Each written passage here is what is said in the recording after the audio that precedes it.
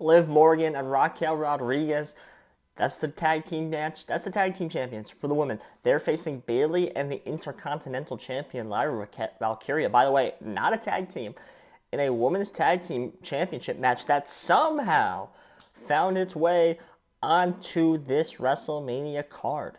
And I'm sure you heard this a lot from other creators, other people. How in the hell is this match on this card when we didn't get a SmackDown Tag Team Championship match? I think people rather see an Andre the Giant Battle Royale probably on this card.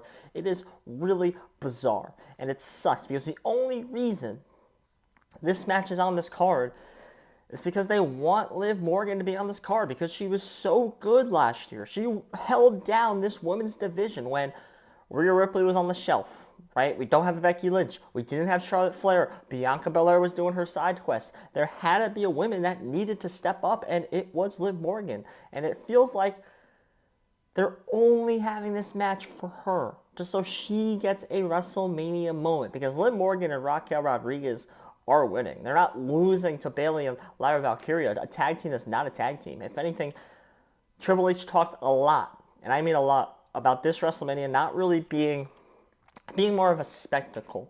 And I think that means there's going to be a little more storytelling behind this, a little more big ahs and oohs, right? And I think the big ah and ooh here is that we get a Bayley heel turn on Lyra Valkyria, setting up that match and setting up an official feud. Because how they book these women's mid-card titles has been absolutely atrocious. Like, a lot of this stuff on this card for WWE has really been booked atrociously.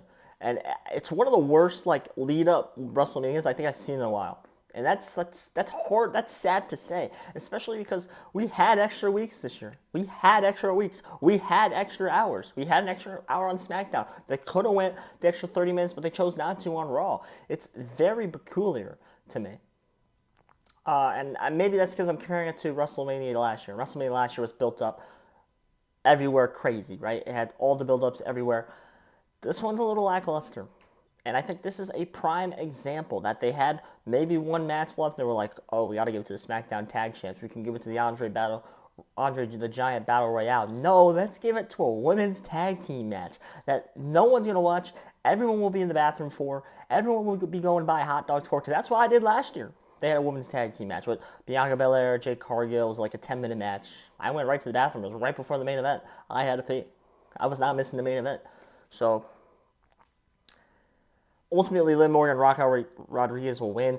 Bayley will turn on Lyra Valkyria, setting that up, which at least will get that out of this, because that could be a match then that goes right into Backlash. I think if they build it well enough, which they shouldn't put this on a Raw if Bayley turns on Lyra Valkyria, because you have to build the title of importance a little bit. And the only way to build that the title is important a little bit, put it on a PPV, especially one that's already advertised to have John Cena on it.